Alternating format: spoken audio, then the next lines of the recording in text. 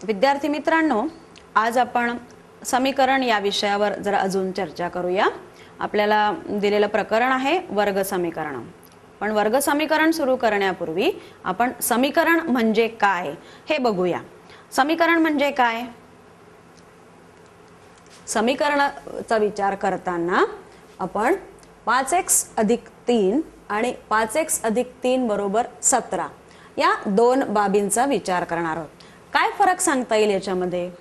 तर पहिल्या उदाहरणामध्ये 5x अधिक 3 आहे आणि दुसऱ्या उदाहरणामध्ये 5x अधिक 3 बरोबर 17 आहे। ही फक्त बैजिक राशी आहे आणि ही बैजिक राशीला दोन बाजू आहेत। इथे दोन बाजू आल्या म्हणून हे समीकरण झालं। तर आपण आधीच्या इयत्तांमध्ये उदाहरणं बघितलेली आहेत। त्यातले काही उदाहरणांचा आपण विचार करणार आहोत थोडक्यात। दोन संख्यांची बेरीज 125 आहे आणि दोन संख्यांमधला फरक 25 आहे।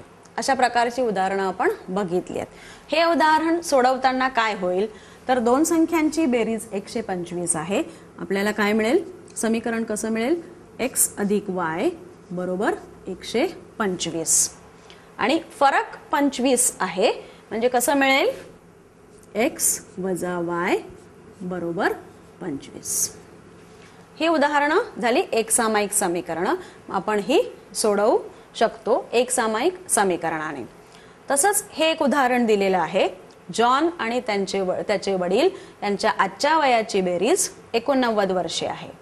11 वर्षानंतर वडिलांचे वय जॉनच्या त्यावेळच्या वयाच्या दुप्पट होईल, तर त्यांची आजची वये काढा। आधीची काय अट आहे की त्यांच्या वयाची बेरीज 89 आहे। काय समीकरण मिळणार आहे आपल्याला? x अधिक y बरोबर 89। म्हणजे काय? वडिलांचं वय, जॉनचं वय, वडिलांचं आजचं वय, जॉनचं आजचं वय यांची बेरीज 89। समीकरण काय मिळालं? x अधिक y बरोबर 89। दुसरी अट काय आहे? 11 वर्षानंतर, म्हणजे जॉनचं वय 11 वर्षानंतर। जॉनचं वय आपण y गृहीत धरलेलं आहे, तर ते कसं असेल मग? x अधिक 11 बरोबर जॉनचं वय y पकडलं त्याच्या दुप्पट। दुप्पट म्हणजे 2 गुणिले y अधिक 11।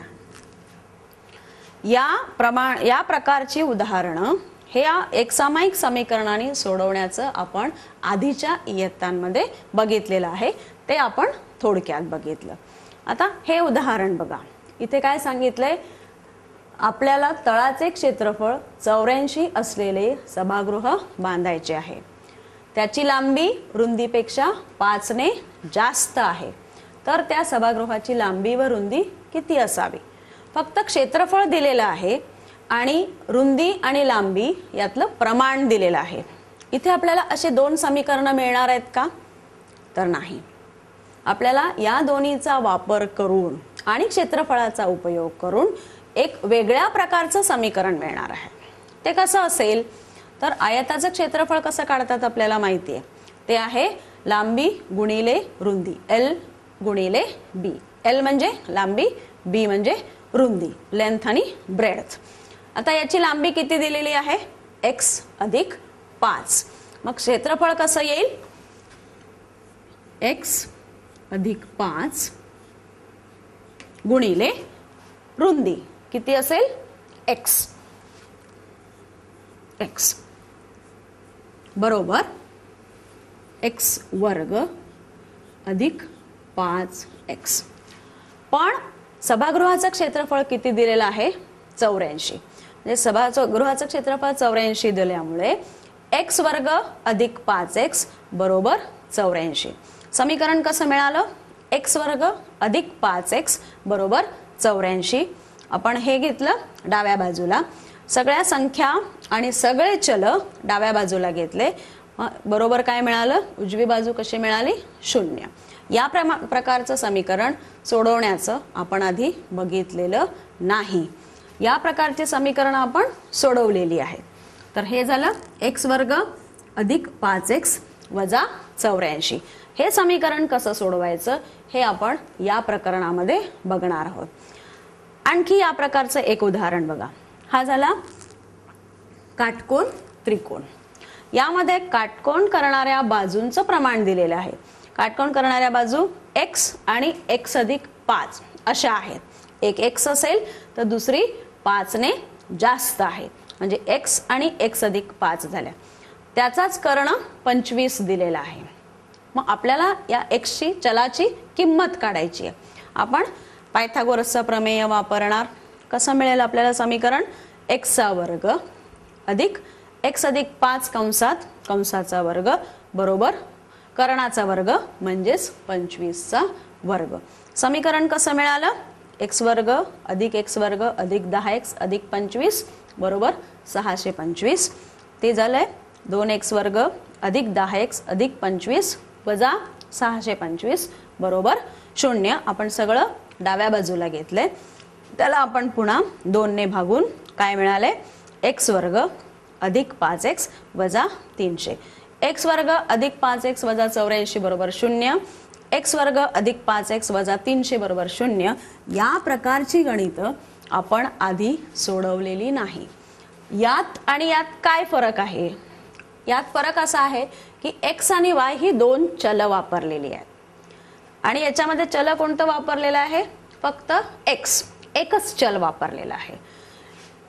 इथे दोन समीकरणं आपल्याला मिळाली आहेत, दोन चलातली मिळाली आहेत. त्याचा वापर आपण ह्याची किंमत काढण्यासाठी केलेला आहे.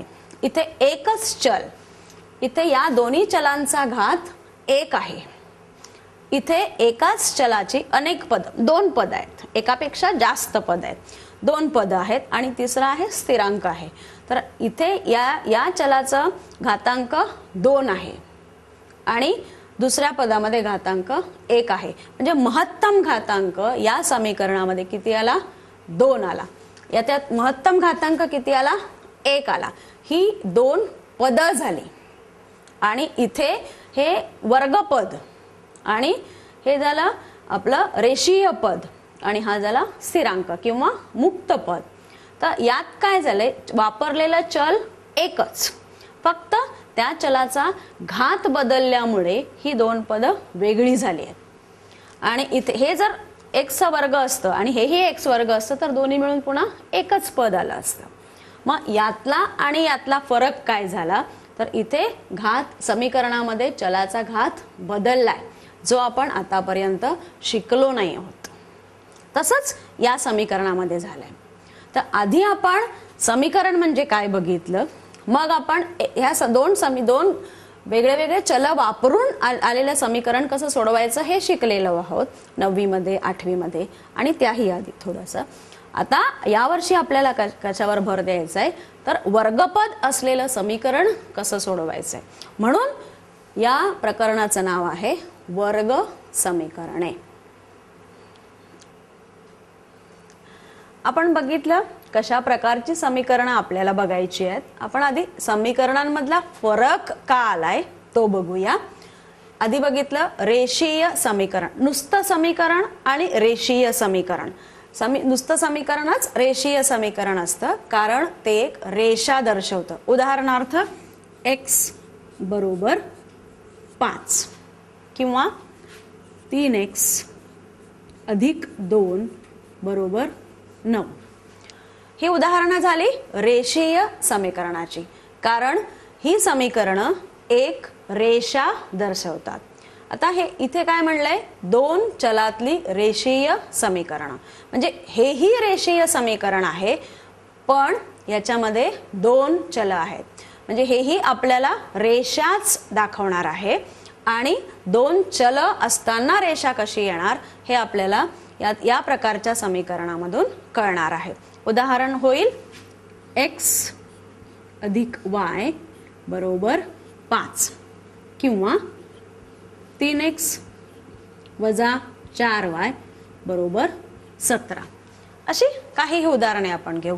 यामध्ये 2 चल आली आणि 2 बाजू आल्या कारण समीकरण, हेही समीकरण हेही समीकरण. इथे 2 चल, इकडे 1 चल.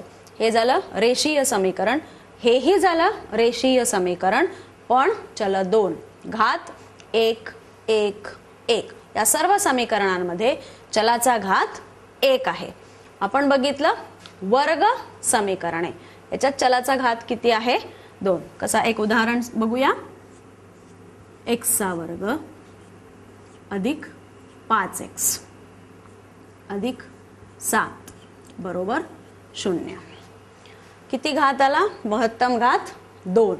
घातांक या पदाचा आहे 2, या पदाचा आहे 1. यात महत्तम घात 1, यात महत्तम घात 2. अजून एक उदाहरण बघूया. x वर्ग वजा 4 बरोबर 0. याला आपण रेषीय समीकरण म्हणलं. यालाही रेषीय समीकरण पण 2 चल असलेलं.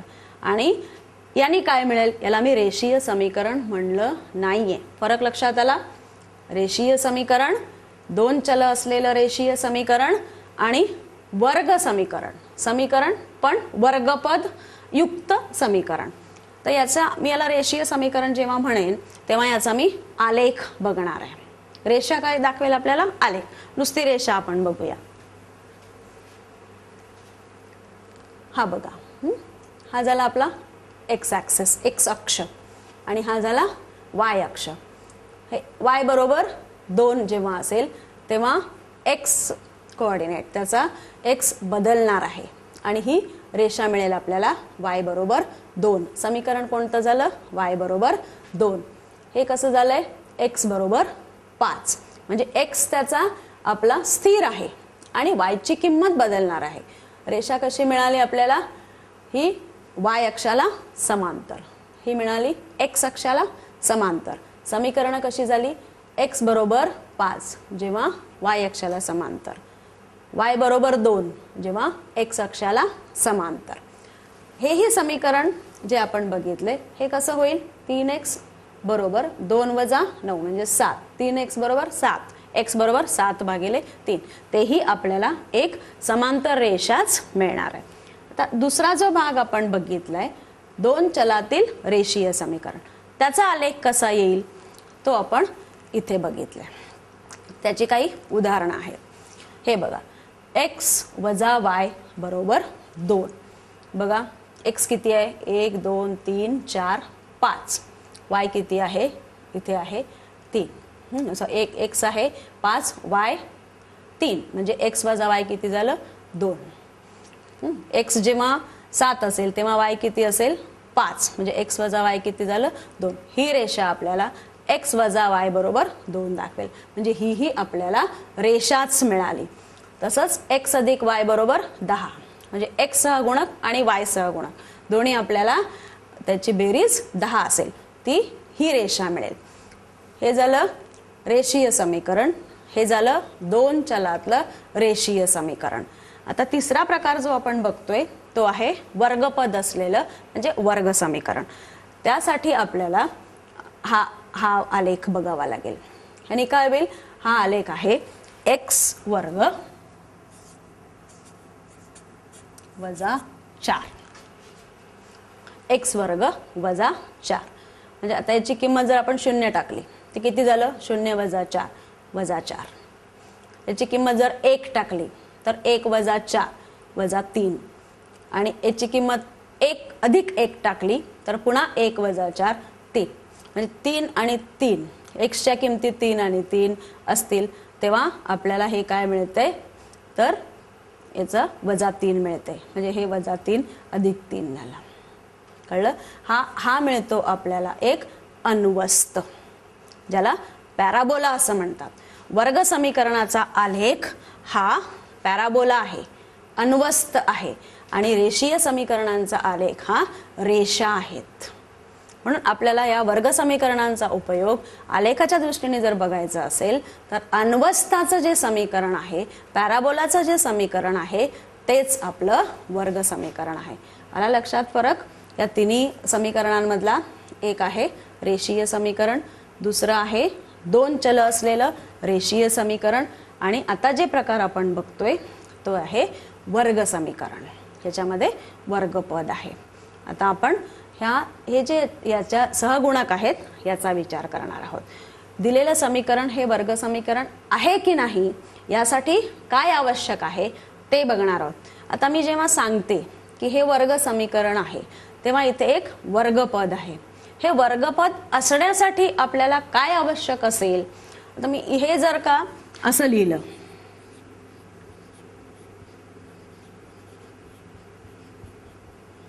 तर हे समीकरण काय झालंय? 0x² म्हणजे याची किंमत किती झाली? 0. मग हे झालं 3x अधिक 7 बरोबर 0. मग हे वर्ग समीकरण आहे का? तर नाही. का नाही? तर त्याचा सहगुणक जर का 0 झाला तर वर्गपद त्यात राहणार नाही, म्हणजे ते वर्ग समीकरण राहणार नाही, तर ते रेषीय समीकरण होणार आहे. म्हणूनच वर्ग समीकरण आहे की नाही हे ठरवताना वर्गपद असणं आवश्यक आहे. वर्गपद असणं म्हणजे त्याचा घात 2 असेल आणि त्याचा सहगुणक 0 नसेल. ही अट आपण कशी दाखवतो? तर हा जो सहगुणक आहे याला आपण a म्हणूया. ax वर्ग अधिक bx अधिक c बरोबर 0. यात a b c हे काय झाले? सहगुणक. ह्याला आपण मुक्तपद असंही म्हणतो कारण इथे चल नाही आहे, स्थिरांक आहे. a b c या स्थिर संख्या असतील, त्याची किंमत बदलणार नाही. मग इथे वर्गपदाचा सहगुणक a, रेषीय पदाचा सहगुणक b आणि हे स्थिरांक किंवा मुक्तपद.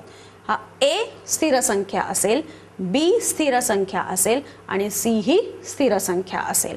पण a